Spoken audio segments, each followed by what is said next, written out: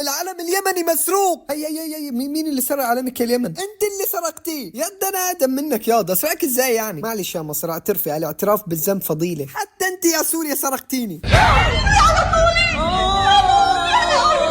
واحد ما يقدر ينام ولك شنو هاي الاصوات؟ ايش قاعد يصير؟ حتى انت يا العراق سرقت علمي. شاب لك شاب، انت تعرف يا من قاعد تحكي؟ ولكم شكم انا مش فاهم هذا. لك يا عمي الله شو عم بيصير؟ هو احنا متنا؟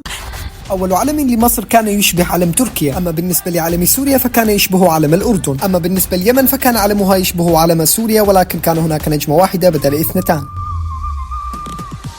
كذلك الحال مع العراق، فأول علم للعراق كان علم الأردن، والفرق كان هناك نجمتان بدل نجمة واحدة. فالسؤال المهم هنا، إذا كانت خيرات هذه البلاد مسروقة فليس بالضروري والفائدة بأن يكون علمك أصلي. Exactly, this is what we did.